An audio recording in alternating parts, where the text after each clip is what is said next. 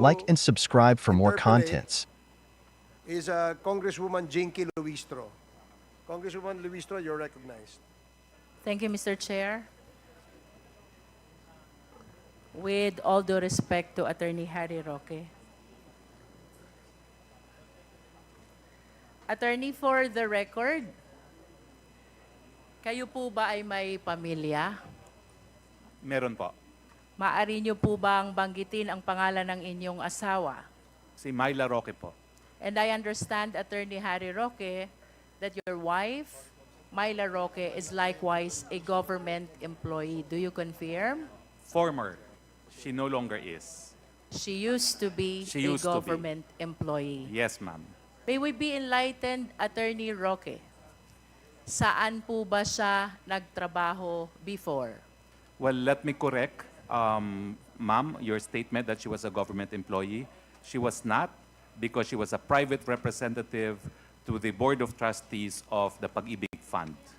And her category as a as a private sector representative did not make her a government employee. As in fact, she was not covered by GSIS, and there's even an issue on whether or not the private sector representative should even file a SALN.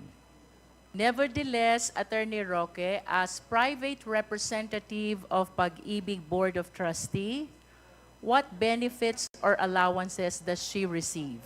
She gets per diem, per hearing, Per diem per hearing, per meeting, I should per say, Your Honor. meeting. Yes, And Your may Honor. we be enlightened, kailan po ba siya na-appoint as private representative dito sa Pag-ibig Board of Trustees? If I'm not mistaken, it was around 2017. 2017? If And I'm not mistaken po. when did it end, Attorney Roque? It ended, if I'm not mistaken, 2022 or 23, Your Honor.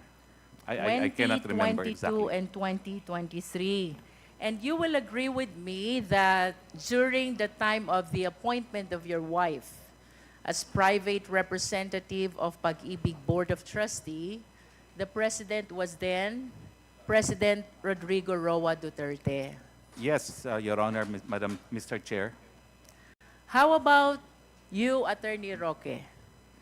Did you get any government appointment during those times? I was a member of the 17th Congress from June of 2016 until November of 2017. From November of 2017 until October of 2018, I was presidential spokesperson, and I became presidential spokesperson again from April 2020 until November of 2021. May we know, Attorney Roque, let's go back to your wife. Magkano po ba yung tinatanggap niyang per diem per meeting? Hindi ko po talaga alam kasi hindi namin pinag-uusapan yan, but it was a very modest sum. And with reference to your engagement in the government, 2017, 17 Congress, may we know how much your salary is as member of the House during that time? I do not recall, but I still have colleagues from the 17th Congress here. So I think it was, I cannot remember the exact amount, but it was, I don't know, maybe 200, 300,000. I don't know, 200,000 po, no? 200,000 a month. And you likewise mentioned about your appointment as the presidential spokesperson. Is that correct? Yes, Mr. Chair. Can you please enlighten us, how much was your salary as presidential spokesperson? Almost the same because it was the same salary grade as a congressman. I understand as well, Attorney Roque, that you have children. Yes, Your Honor. May we know the names of your children? The first one is Bianca Jacinta, and the second one is Harrison Jacob. Bianca and Harrison. Does these names of your children have any connection with Biancham? Yes, Mr. Chair. Biancham Holdings and Trading. You confirm? Yes, Madam Mr. Chair. And can you please enlighten us? When was this holding company incorporated, Attorney Roque? As early as 2015, before there was Pogo, I believe, it was already 2015. founded. Yes, Your Honor. And during that time, can you please enlighten us, sino po ba ang mga incorporators, first incorporators of Biancham Holdings and Trading? That's myself, my wife, my then law partner Joel Butuyan, Eileen Garcia, and one of my staff lawyers who has since passed, Jarmay Garcia. Can you enlighten us further? Gaano ho ba kalaki ang inyong ownership dito sa Biancham Holdings and Trading, Attorney Roque? It differed over the years, Mr. Chair, because it started as a small company. It was amended once, and Mr. Chair, can we please direct our resource speaker to limit his answers to the questions which are being propounded? If Mr. I may Chair. proceed, Mr. Chair, would you confirm, Attorney Roque, that at the time of the incorporation of Biancham Holdings and Trading, you were holding 49.96% ownership, while your wife, Myla, is holding 49.96% ownership. Do you confirm? if that is what appears in records, I confirm that, Mr. Chair, but I do not have a copy of the records before me right now. In other words, Mr. Chair, the remaining 0.8% is the ownership which are being shared by Joel Butuyan, Zarmay Garcia, and Eileen Garcia. And it was mentioned earlier by our resource speaker that all these incorporators were his associates, either in Batuyan and Rael, and in Center Law. Do you confirm? I confirm that, Mr. Chair. It is a family corporation with my close associates as nominal stockholders to complete the 5 shareholders that were then required by the old corporation code. It is no longer required to have 5. How do you describe the nature of this ownership when it is only 0.8% being shared by 3? Because, to my opinion, they are nominal, if not dummy. Your Honor, Mr. Chair, they're not dummies. I think the correct term is they are nominal shareholder. They hold qualifying shares so that we can complete the minimum 5 members of the board and incorporators that was then required by the old corporation code. This no longer representation, required. Mr. Chair, take notice of the answer of the resource speaker. And do you confirm as well that from 2014 to 2020, you were the president of Biancham? If that is what the records indicate, I do not have the records before me, but I will confirm if that is what appears in the Securities and Exchange Commission. Yes. It does, Mr. Chair. And do you confirm as well that your wife, Myla, was a member of the board of director of Biancham from 2014 to 2020 as well? I confirm that, Mr. Chair, because that is the nature of the 5 incorporators and the requirement of 5 directors as well. And do you confirm as well that as the president, a calibrated lawyer, a prominent personality in the legal circle, of course, it is a common knowledge that yearly the company or the corporation is required to file an audited financial statement. Does our resource speaker confirm? I confirm that, Mr. Chair. Mr. Chair, may I request our Secretariat to please flash in our screen the 2014 Statement of Assets and Liabilities of Biancham.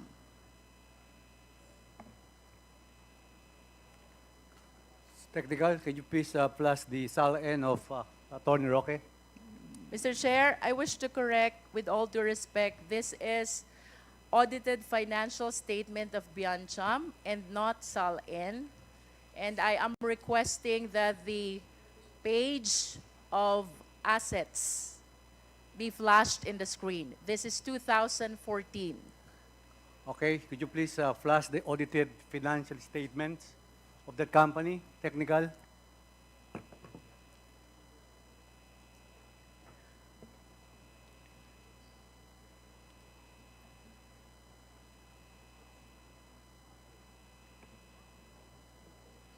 Ginagawa ba yan? Mr. Chair, while we are waiting for the document to be shared to the public, I wish to share that the document discloses cash for 2014 of Biancham in the total amount of 125,300 pesos. And then, Mr. Chair, Pare. I wish to invite as well the attention of the public, especially the Quad, to the 2015 audited financial statement of Biancham. Noticeably, the cash increased from 125,000 from 2014 to 3,125,300 pesos in 2015.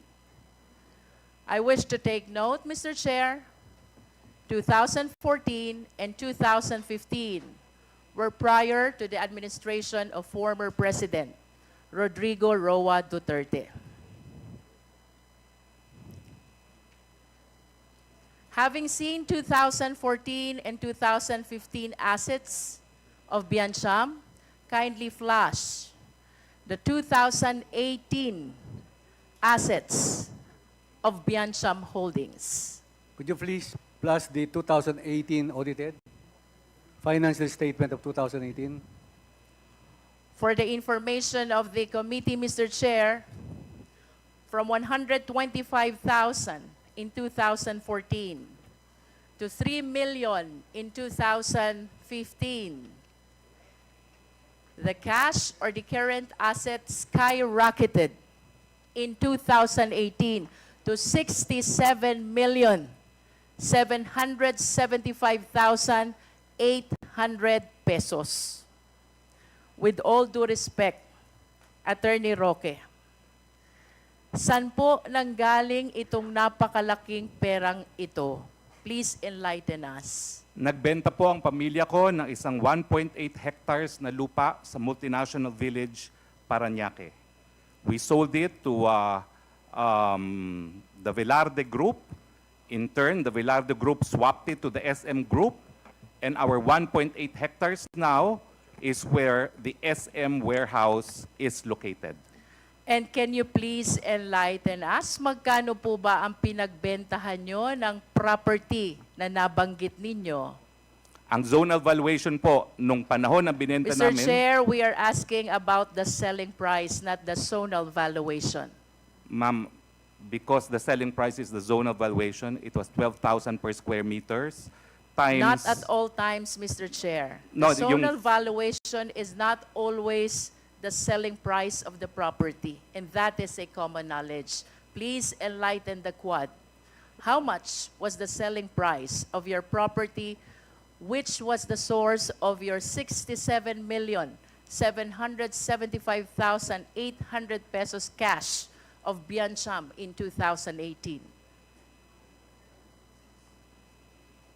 I do not remember the exact amount, but it is roughly for the 1.8 hectares, 216 million, Mr. Chairman. Mr. Chair, in line with the answer of the resource speaker, I respectfully move that we be provided with a copy of the sale document, the deed of sale of the property that was mentioned by our resource speaker.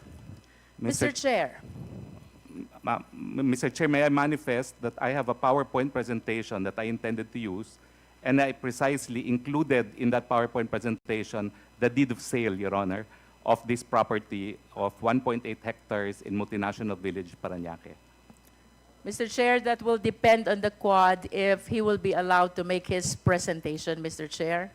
If I may proceed, Mr. Chair? Yes, please proceed, and we will decide on that request by the resource persons at the appropriate time. Please proceed. I understand as well that in view of your appointment as presidential spokesperson, you are likewise bound by Republic Act number 6713. That is the Code of Conduct and Ethical Standards for Public Officials and Employees. May I ask our resource speaker, ito po bang 67,775,800 pesos? Did you disclose this in your statement of asset and liabilities and net worth? I remember I declared cash of 60 million, Mr. Chair, in my SALN. What explains the disparity? Why not declare the 67 million instead of 60 million cash only? Because I did not have 67 million in cash at that point in time, Mr. Chairman.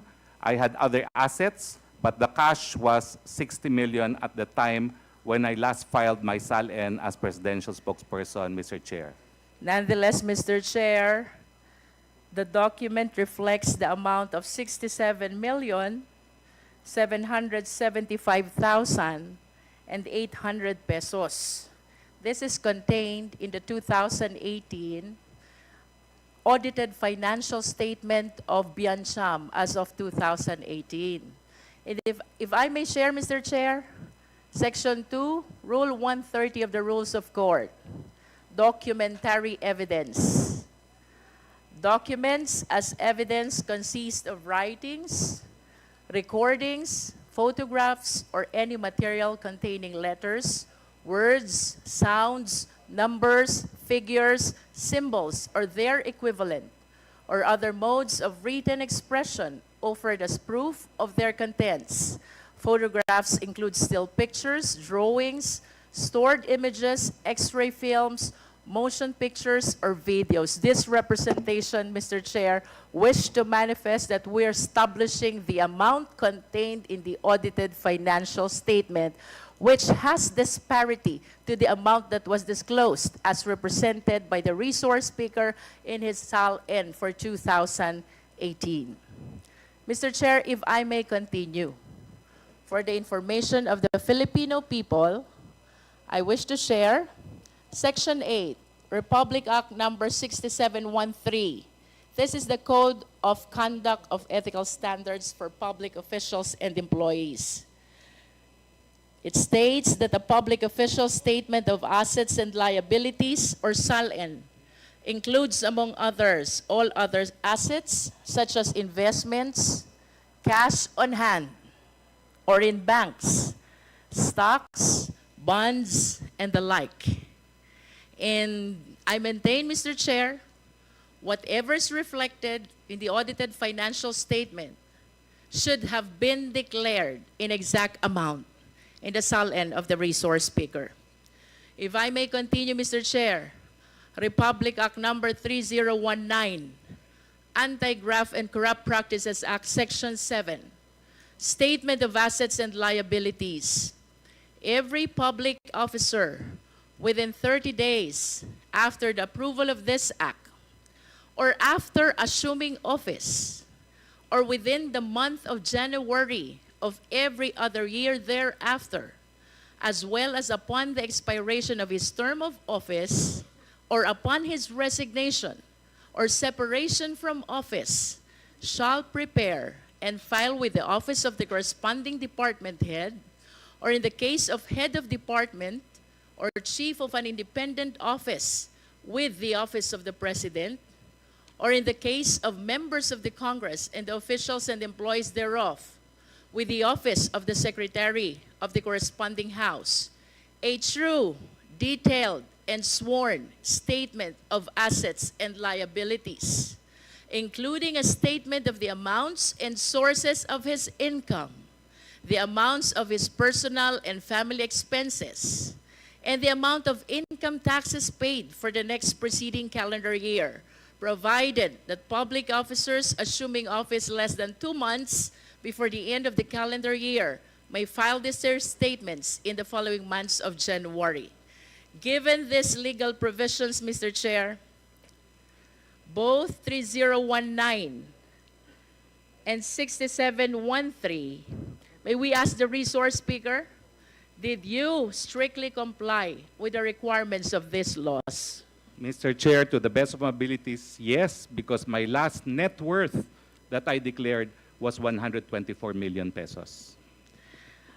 In line with that, Mr. Chair, I respectfully move that we direct the resource speaker to submit his SALN from 2016 until 2022 as described and required by Section 7 of the Anti-Graft and Corrupt Practices Act, Mr. Chair. So moved. Please, Attorney Roque, submit your SALN since 2016 to 2022. Your Honors, may I manifest that I will do even more than that. I have asked the House of Representatives to submit my SALN even when I was working as a working law student in this honorable chamber. Mr. I Chair, worked may here as a we student. direct So our way resource back, Your speaker Honor, 1988, to just answer I'm the preparing question? everything, all my SALNs, Mr. Your Chairman. Honor. Attorney Roque, Mr. please Chairman. answer the question of I will comply, Your Honor, and will Okay. even submit earlier SALNs which are filed with the House of Representatives. Congresswoman Chairman. Luistro. Mr. Chairman, Chairman, perhaps. Mr. Chairman, let me remind our former colleague, Attorney Harry Roque, please do not talk unless until you're recognized by the chairman. I am so reminded, Mr. Chair. Thank you. Congresswoman Chair. Luistro, please proceed. Proceeding to my second point, Mr. Chair, I wish to invite the attention of the resource speaker to the two versions of his or Biancham's general information sheet. And may I request the Secretariat to once again share these two documents to the public. We have one GIS. This is dated March 2, 2020. And another GIS dated October 21, 2020.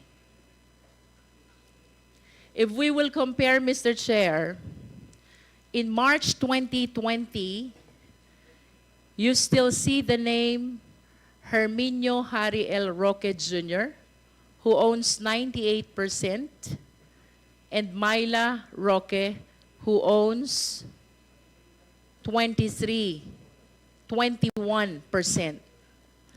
However, Mr. Chair, with the GIS of Biancham in October 2020, the names of Harry Roque and Myla Roque are no longer in the stockholders' information. And I wish to invite the attention of the Quadcom that a certain Percival Ortega, per October 2020 GIS, is now the owner of 99.99% ownership of Biancham Holdings. Can we request the resource speaker to enlighten us on this? Yes, Mr. Chair.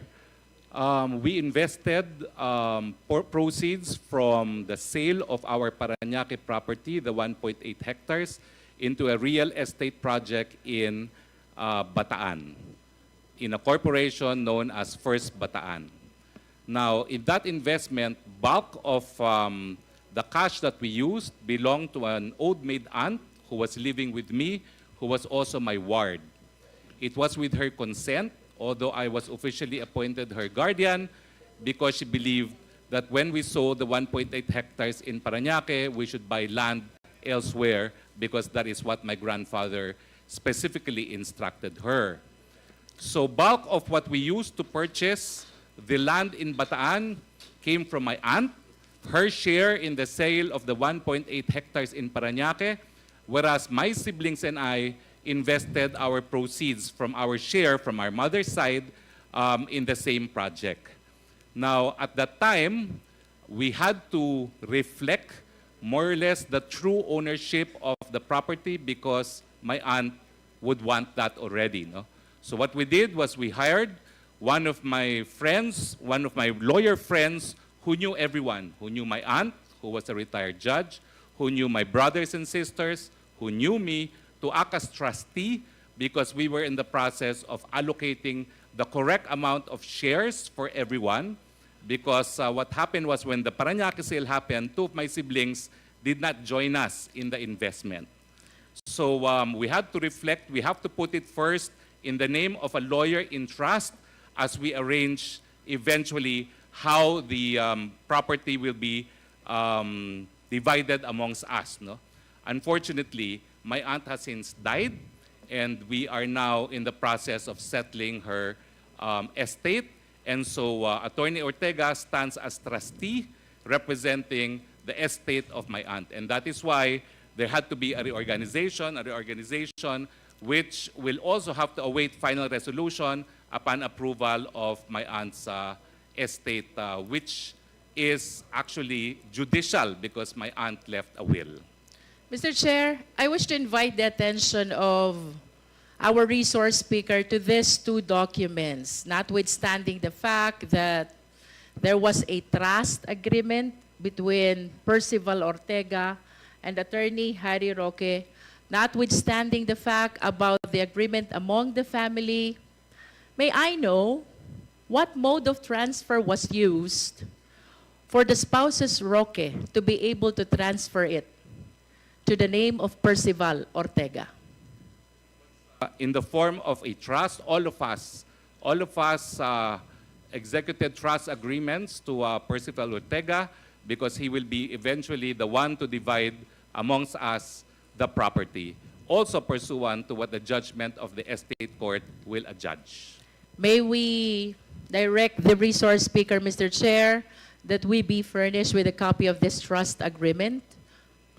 Mr. Chair, with all due respects, this is a legislative inquiry on POGOs, and I think it has become too personal already. Mr. Chair? I will submit a copy of the deed of sale of the property to show that the money that we used to acquire the property in Bataan was legitimately sourced and did not come from POGOs. But I think family matters should be left alone already, especially since, as I said, there's also settlement of estate in process. No? I just would like to raise the issue of materiality. I answered questions on source of funds to prove it did not come from POGO, because we sold 1.8 hectares which is a commercial property in multinational village Parañaque, which I felt was material to this inquiry. But to inquire now even on family trust affairs, I think it's too much already. I think I have shared what the committee should know, that we had funds to acquire the land and legitimately sourced through a sale transaction which is duly documented, and I will submit a copy of the said document, including also a copy of the zone evaluation in the area to indicate at least minimum price by which we sold the 1.8 hectares. With all due respects, Mr. Chair. Mr. Chair? Does the movement With all due respect to require- the resource speaker, but I insist that we provided with the mode or the instrument that was used in the transfer of the shareholdings from spouses Roque to Attorney Percival Ortega. I wish to go back to our previous committee hearings, Mr. Chair. We have established a number of circumstantial evidence already, which, when taken together, will lead to one reasonable conclusion, that our resource speaker has connection to Lucky South 99.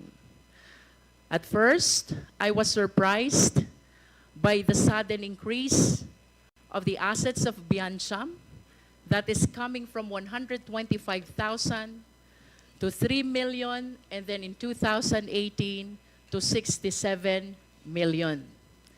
And now, Mr. Chair, we have seen a sudden change in the name of the shareholder or the stockholder of Biancham formerly from spouses Roque and now to Attorney Percival Ortega.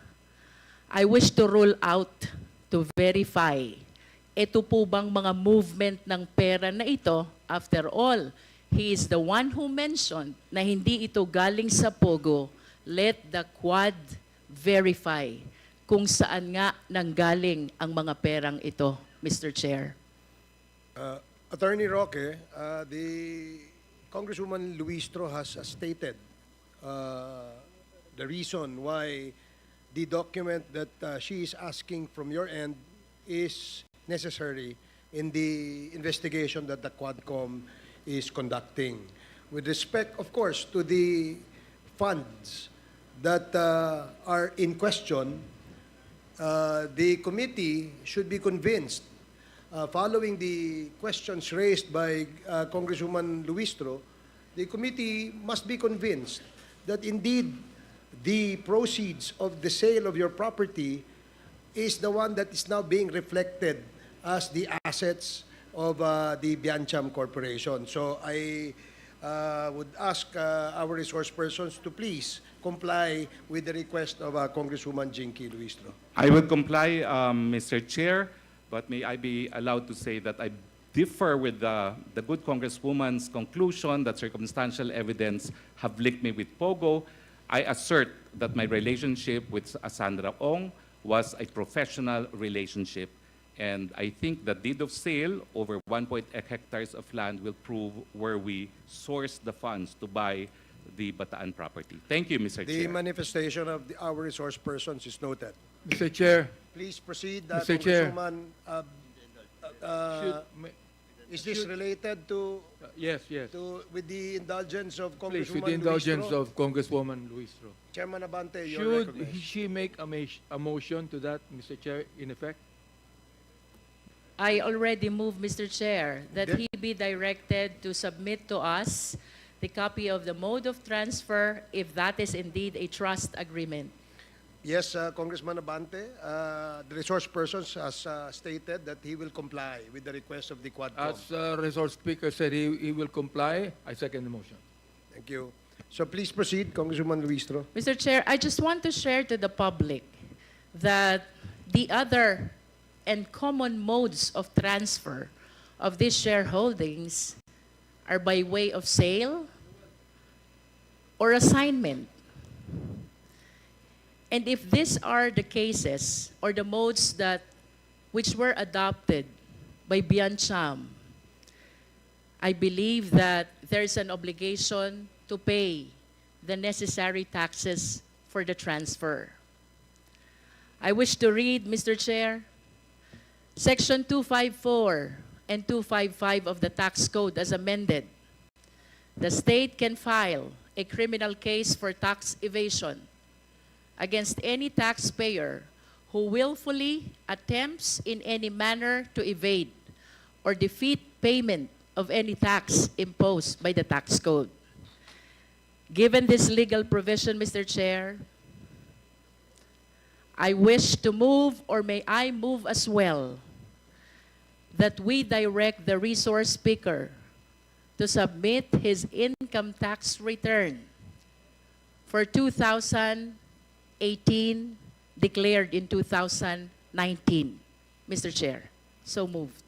There is a motion that the resource person submit a copy of his income tax return for the period 2018. The supposed income was generated 2018, but I believe, Mr. Chair, that by practice it will be disclosed by 2019 income tax return, filed in 2019.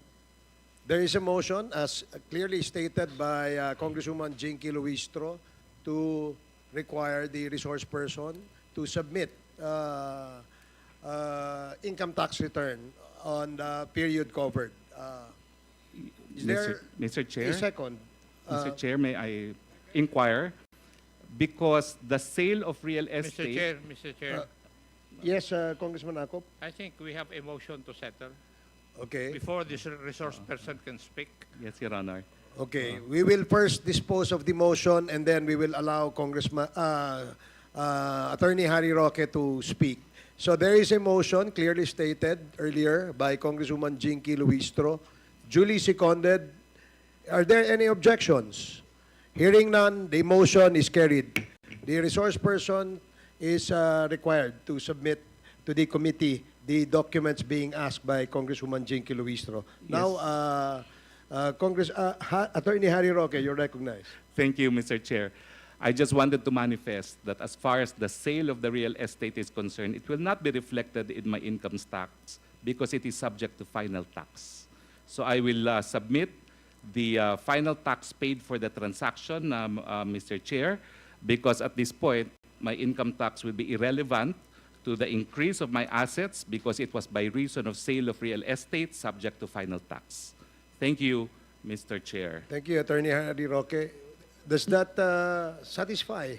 This representation takes note of his manifestation, but this representation maintains as well the submission of the ITR declared in 2019. Okay, so the resource person has learned that the requirement of Congresswoman Luistro is the income tax return of 2020. Okay, thank you. No further question for the Okay. moment, Mr. Chair. Thank you, Congresswoman Luistro. The next to